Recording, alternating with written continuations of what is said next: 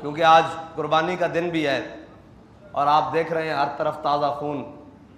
لیکن وہ وقت بھی یاد کریں جب صحابہ کو حضور نے آواز دی کہ میرے صحابہ چلیں، تو قرآن کہتا ہے ٹوٹی ہوئی پنڈلیوں کے ساتھ انہوں نے کہا لبیک و سعدیک یا رسول اللہ، لبیک و سعدیک یا رسول اللہ۔ زخموں پر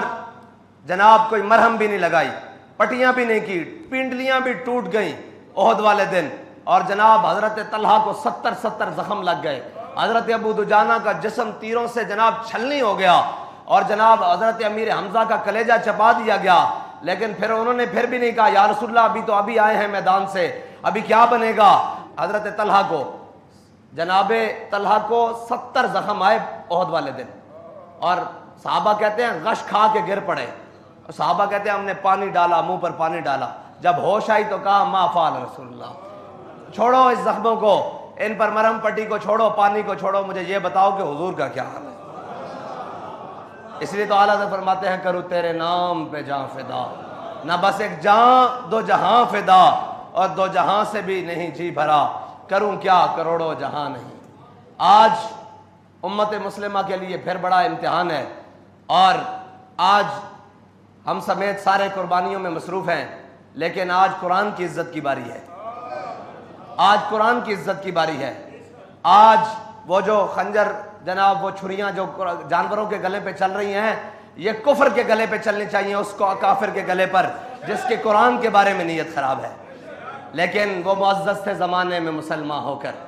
اور ہم خار ہوئے تارک قرآن ہو کر۔ تارک قرآن ہونے کا معنی یہ نہیں ہے کہ قرآن چھوڑ دیا، قرآن تو ہم نے چھوڑ ہی دیا، اس کے تو احکامات چھوڑ ہی دیے، اب تو اس کی عزت کی باری آئی ہے تو بولنے کے لیے تیار نہیں۔ میں نے تو اس وقت بھی کہا تھا، لوگ کہتے تھے مبارکبادیں دو، میں نے کہا ہماری مبارکباد ادھار ہے، اب ادھار دو ہو گئے ہیں، آؤ قرآن کی عزت کے لیے۔ ایسے نہیں بنے گی بات، یہ تو آئے روز کفر اٹھ کے کبھی میرے آقا و مولا صلی اللہ علیہ وسلم کے بارے میں، کبھی قرآن کے بارے میں، کبھی مقدسات اسلام کے بارے میں یہ بات کرتا رہے گا۔ اس کا ناطقہ،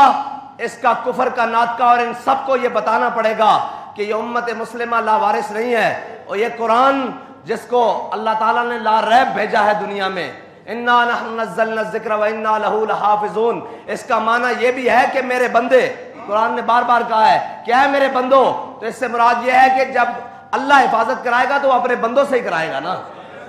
لیکن پختہ افکار ڈھونڈنے کوئی جائے کہاں، اس زمانے کی ہوا ہر شے کو رکھتی ہے خام، اور بدل کے رکھ دیا ہے ساری باتیں، لیکن انشاءاللہ قرآن کی حفاظت کے لیے، حضور سید عالم صلی اللہ علیہ وسلم کی ناموس کے لیے انشاءاللہ یہ دن گزرتے ہیں، پھر ان کو بتائیں گے کہ کیسے قرآن کی حفاظت کرتے ہیں، اور اس لیے کہ تم ڈالر مانگنے جاتے ہو، تم نے کبھی قرآن کی عزت کی بات ہی نہیں کی، تمہیں اپنی عزتیں پیاری ہیں۔ آؤ آج بھی کھڑے ہو کر ان لعنتیوں کو، مردودوں کو بتاؤ،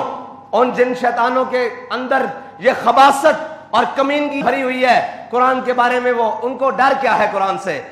الحذر آئین پیغمبر سے 100 بار الحذر،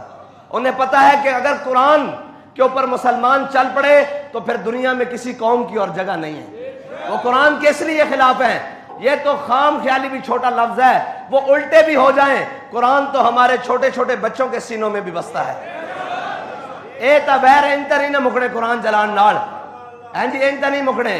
اور اس طرح تو بیر نہیں ختم ہونے۔ انشاءاللہ قرآن کی حفاظت کے لیے اب صلاح الدین ایوبی کی کوئی غلام کی ضرورت ہے، اور اللہ تعالیٰ امت مسلمہ کو کوئی صلاح الدین ایوبی کا غلام عطا فرمائے، اور اس طرح کا غلام عطا فرمائے۔ برنس صلاح الدین ایوبی جب فتح بیت المقدس کے لیے ساری فوجیں لے کر گیا، اور ساری جناب لشکر آئے ادھر سے، پوری کروسیڈ کی فوجیں، سارا یورپ اور سارا انگلستان اور سارے کٹھے ہو کر آئے ایک کے خلاف۔ علامہ اقبال کہتا ہے ہوا ہے گو تند و تیز لیکن چراغ اپنا جلا رہا ہے، وہ مرد درویش جس کو حق نے دیے ہیں انداز خسروانہ۔ یاد رکھنا جب حق پر چلتے ہیں تو صلاح الدین ایوبی کے مخالف سب سے پہلے اس کا ماموں زاد آیا، پھر عز الدین آیا، پھر سیف الدین آیا، سارے اپنے رشتہ دار آئے، حتیٰ کہ انہوں نے اتنی سازشیں کی کہ نور الدین زنگی کے خاندان کو بھی صلاح الدین ایوبی کو جناب سامنے کھڑا کر دیا کہ نہیں صلاح الدین غلط ہے، لیکن پھر اللہ تعالیٰ نے صلاح الدین کی مدد اس طرح کی جس طرح قرآن میں اللہ تعالیٰ فرماتا ہے انا فتحنا لک فتحا مبینا۔ صلاح الدین ایوبی جب ساری فوجیں لے کر آیا نا ان کے مقابلے میں تو سارا کفر اکٹھا ہو گیا، اور وہ جناب بڑے بڑے لوگ آ گئے، اور جناب ان کے بڑے بڑے جنگجو آ گئے، اور فلپ آگسٹس جیسے بڑے بڑے ان کے جرنیل رچرڈ جیسے آ گئے، اور انہوں نے مسلمانوں کی جب لشکریں دیکھی تو مسلمانوں کی تعداد مسلمان کبھی تعداد سے تو لڑتا نہیں۔ آج کہتے ہیں جی ہم تو جناب اتنے سے ہیں وہ اتنے ہیں، میں نے کہا ہے سبب کچھ اور ہے جس کو تو خود سمجھتا ہے، زوال بندہ مومن کا بے زری سے نہیں، اور تیری خاک میں ہے اگر شرر تو خیال فقر و غنا نہ کر کہ جہان میں نانے شعیر پہ ہے مدار قوت حیدری۔ علامہ اقبال کہتا ہے تیرے اندر کوئی بات ہے نا تو باہر کھڑا ہو۔ اب مولا کائنات خوش ٹکڑے کھا کر خیبر کا دروازہ اٹھایا نا علی نے، اور الٹے ہاتھ پر اٹھایا ہے جی۔ صلاح الدین ایوبی جب فوجوں کے سامنے آیا تو اس وقت کا رچرڈ وہ سامنے آ گیا مسلمانوں پہ روب بٹھانے کے لیے۔ آپ کو پتا ہے جنگ میں ریشم پہننا یہ حلال ہے، مرد بھی جناب جنگجو جو ہے مجاہد وہ اپنے جسم پر ریشم پہن سکتا ہے، ریشم کے اوپر تلوار نہیں لگتی، چھری خنجر چاقو تیر جناب نہیں لگتا، یہ پھسل جاتا ہے۔ مسلمان مجاہد کے لیے جنگ میں ریشم پہننا یہ جائز ہے، ورنہ تو مرد کے لیے ریشم حرام ہے، لیکن جنگ میں حلال ہے۔ تو وہ ریشم آپ کو پتا ہے کٹتا نہیں، اس نے ریشم کی ایسے گدیاں بنائی ہوئی تھی، سرانے بنائے ہوئے تھے، اور وہ جناب نکلا باہر، اس نے اپنی بڑے شان و شوکت سے رچرڈ باہر نکلا، اور اس نے مسلمانوں کے اوپر روب ڈالنے کے لیے ایک کرتب کیا کہ مسلمانوں دیکھ لو آج ہم ایسی تلواریں لے کر آئے ہیں جو ریشم بھی کاٹ رہی ہیں۔ تو اس نے ریشم کی گدیاں جو ہے نا گدیاں وہ ایسے گاڈے بنی ہوئی اور جناب گدے اور اس کے سرانے بنے ہوئے وہ ہوا میں اچھالے اور تلوار سے کاٹ دیے۔ تو ایک وقت کے لیے تو سناٹا چھا گیا کہ ہر طرف کے ریشم کاٹ دیا تلوار نے، یہ کون سی تلواریں لے آئے ہیں جو ریشم کاٹ رہی ہیں۔ تو صلاح الدین ایوبی نے جب دیکھا نا یہ منظر تو فقر کی سان پہ چڑھتی ہے جب تیغ خودی، ایک سپاہی کی ضرب کرتی ہے کار سپاہ،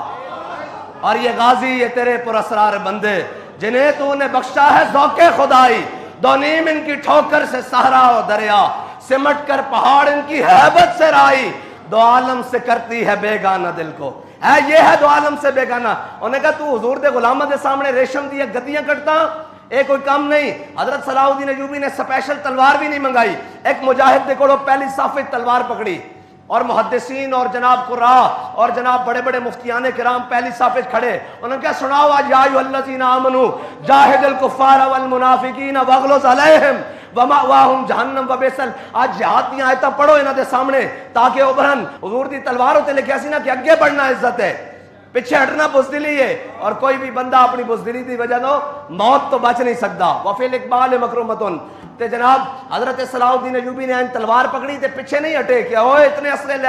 آئے، پکڑے تے خالی ایک گدیاں گٹھیاں ہوئیاں، خالی ریشم لہرایا ہوا وچ، خالی ریشم کپڑے دی صورت وچ، کپڑے دی صورت لہرا کے جدو جناب نعرہ حیدری لاندے آیا انہوں کٹیا نا دو ٹوٹے ہو گیا، تے انہیں پورے کفر دے اوتے لڑدا تاری ہو گیا۔ انہوں نے کہا یار گدی تا کٹی جا سکتی ہے، خالی ریشم دا ٹکڑا تا نہیں کٹیا جا سکتا، اور ریشم دا ٹکڑا کوئی کپڑا بھی نہیں کٹیا جا سکتا، خالی کپڑا ان لہراؤ نا تو جیڑی بھی جتنی بھی تیز چیز آوے تے کپڑا انہیں نال چلا جاندہ۔ لیکن صلاح الدین ایوبی نے کپڑے دے دو ٹوٹے کر کے رکھ دیتے، تے رچرڈ نے سر جھکایا اور تلوار میان چھپائی اور واپس چلا گیا۔ پھر صلاح الدین ایوبی جدو لڑنا شروع ہویا یہ تین دے مقام تے انہاں دے نال، تے صلاح الدین ایوبی دے مسلمان ہمیشہ جن کے ہاتھوں میں حق کے علم ہوتے ہیں تعداد میں ہمیشہ وہ کم ہوتے ہیں۔ ہاں حق دے نال تھوڑے ہی بندے کھلوندے ہیں، لیکن جتنے کھلوندے ہیں پھر ہو حسین دے وارث ہوندے اے کہندے سن نا، کہندے جی او بندہ 2000 ہے، میں کہا تسی کربلا ہوندے نا تو تسی یہی کہنا سی بندہ 72 ہے، اینجی رپورٹر دیتیاں سن نا، یزید نو اینجی رپورٹر دیتیاں سن ہوندے، جناب مردودہ نے جڑے ہوندے نال سن جناب اس دے مشیرہ نے کہ بندے 72 ہیں، لیکن 72 نے اسلام دے بعد سرداد نداد دست در دست یزید حقا کے بنا لا الہ است حسین، شاست حسین جتیا کون ہے؟ پھر حسین جتیا کہ نہیں؟ ہزاروں دا لشکر ہار گیا، حسین قیامت تک بلکہ ابد الاباد تک ہاں جی حسین جت گیا۔ اے مانا نہیں رکھتا کہ گنتیاں تسی یزید نال ہوندے اس دور سے تسی کہنا سی بندے 72 ہیں، ہن بھی کہندے بندہ 2000 ہے، میں کہا جتنے بھی ہو یہ حق نال آ۔